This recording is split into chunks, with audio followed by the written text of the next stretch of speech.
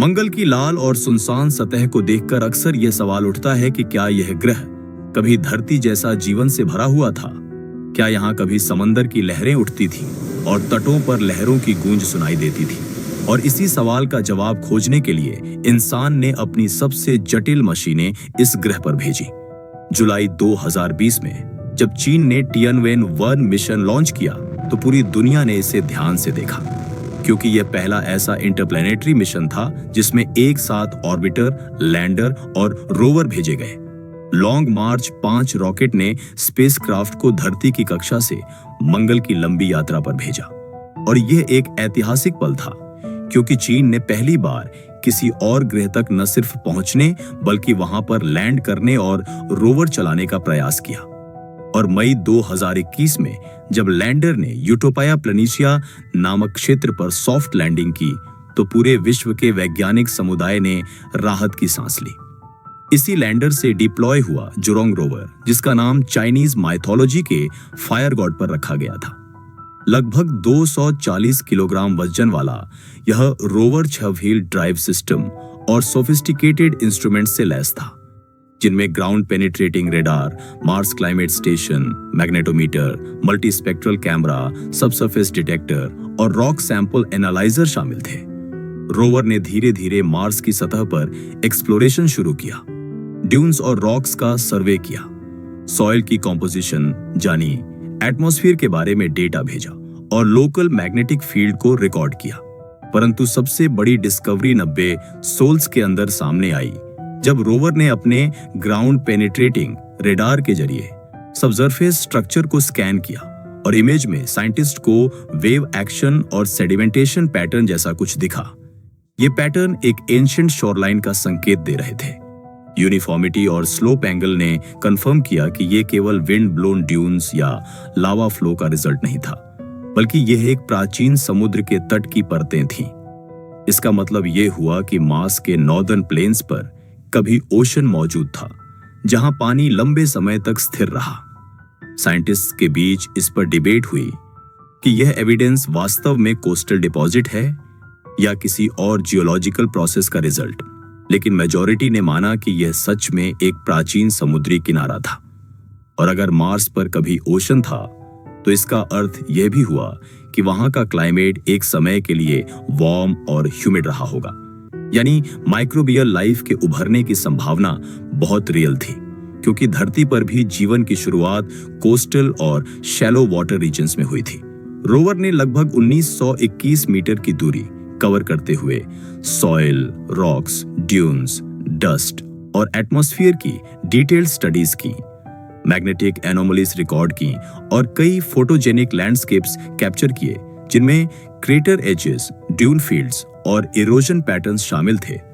Rover ने Mars के weather को भी मॉनिटर किया, टेम्परेचर फ्लक्चुएशंस रिकॉर्ड किए, विंड स्पीड और डस्ट स्टॉर्म एक्टिविटी मापी, सीजनल चेंजेस देखे और इन सब डेटा ने हमें यह समझने में मदद की कि मार्स पर आज जो डेड और कोल्ड एनवायरनमेंट दिखता है वह कभी डायनामिक और शायद हैबिटेबल रहा होगा। मई 2022 तक जब मार्शियन विंटर और डस्ट स्टॉर्म्स ने रोवर के सोलर पैनल्स को डस्ट से ढक दिया तो एनर्जी जनरेशन बंद हो गई और रोवर ने सिग्नल्स भेजना बंद कर दिया। इंजीनियर्स ने कई बार वेकअप सिग्नल्स भेजने की कोशिश की, लेकिन कोई रिस्पॉन्स नहीं मिला और रोवर हमेशा के लिए साइलेंट हो गया, जैसे मार्स खुद कह रहा हो कि मैंने तुम्हें अपना अतीत दिखा दिया, अब आगे बढ़ना तुम्हारी जिम्मेदारी है। लेकिन जुरोंग की लेगेसी यहीं खत्म नहीं होती, क्योंकि उसने यह साबित कर दिया कि चाइना भी इंटरप्लैनेटरी एक्सप्लोरेशन में कैपेबल है और मार्स एक्सप्लोरेशन में यूएसए और यूरोप की बराबरी कर सकता है। यही कारण है कि अब मार्स एक्सप्लोरेशन एक ग्लोबल स्ट्रैटेजी और फ्यूचर कॉलोनाइजेशन प्लान का हिस्सा बन चुका है। नासा अपने परसिविरेंस रोवर और अपकमिंग सैंपल रिटर्न मिशंस पर काम कर रहा है। ईएसए मार्स एक्सप्रेस और एक्सोमार्स प्रोग्राम से जुड़ा है। स्पेसएक्स स्टारशिप को ह्यूमन ट्रांसपोर्ट के लिए तैयार कर रहा है और China step by step robotic exploration, sample return और फ्यूचर क्रूड ऑर्बिट के बाद परमानेंट कॉलोनी की तैयारी कर रहा है। लेकिन मार्स पर कॉलोनी बनाना आसान नहीं है, क्योंकि वहां की एक्सट्रीम एनवायरनमेंट चैलेंजेस बेहद कठिन है। हार्श रेडिएशन से बचने के लिए शील्डिंग की जरूरत होगी। ऑक्सीजन जनरेशन के लिए इलेक्ट्रोलाइसिस और केमिकल प्लांट्स लगेंगे। वाटर एक्सट्रैक्शन के लिए सब सरफेस आइस माइनिंग करनी होगी। फूड प्रोडक्शन के लिए हाइड्रोपोनिक्स और बायो रिजेनरेटिव सिस्टम्स बनाने होंगे। साइकोलॉजिकल सर्वाइवल के लिए एस्ट्रोनॉट्स को एआई कंपेनियंस और इमर्सिव वर्चुअल एनवायरनमेंट्स की मदद लेनी होगी। और सबसे बड़ी चुनौती होगी डस्ट स्टॉर्म्स, जो हफ्तों तक पूरे ग्रह को ढक लेते हैं और सोलर एनर्जी को रोक देते हैं। इसलिए फ्यूचर मार्स बेसिस को न्यूक्लियर पावर या एडवांस्ड फ्यूजन पावर से चलाना पड़ेगा।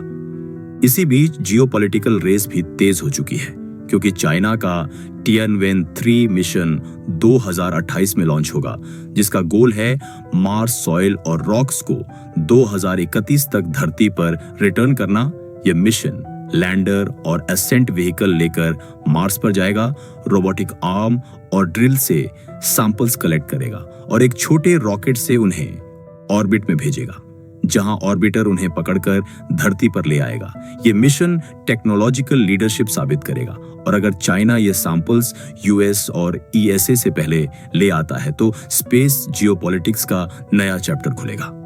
इस तरह मार्स अब केवल साइंस का विषय नहीं, बल्कि स्ट्रेटेजी, पॉलिटिक्स और ह्यूमन फ्यूचर का सिंबल बन चुका है। सोचो, अरबों साल पहले मार्स पर वेव्स उठती थीं, तटों पर पानी टकराता था, शायद माइक्रोस्कोपिक लाइफ वहीं जन्म ले रही थी। और आज वहां सिर्फ साइलेंट रोवर्स हैं, जो मिट्टी की परतों को खंगाल रहे हैं, डेटा भेज रहे हैं और हमें ये याद दिला रहे हैं कि नॉलेज की तलाश कभी खत्म नहीं होती। शायद भविष्य में जब इंसान मार्स पर परमानेंट कॉलोनी बनाएगा, तो वहां के एस्ट्रोनॉट्स जुरोंग और परसिविरेंस जैसे रोवर्स को म्यूजियम स्टाइल एडमायर करेंगे और कहेंगे कि तुमने हमें रास्ता दिखाया। ये मशीन्स मॉन्यूमेंट्स बन जाएंगी, जैसे इतिहास की पहली इंटरप्लैनेटरी सिविलाइजेशन की रिमाइंडर्स। और मार्स एक्सप्लोरेशन का असली मकसद यही है, अतीत को समझना और भविष्य को सुरक्षित बनाना। मंगल की इस रहस्यमयी यात्रा ने हमें सिखाया कि हर बैरन जगह के नीचे एक छुपी हुई कहानी होती है, और एक्सप्लोरेशन का मतलब केवल नए रिसोर्सेज ढूंढना नहीं, बल्कि खुद इंसान की ओरिजिन और डेस्टिनी को समझना है।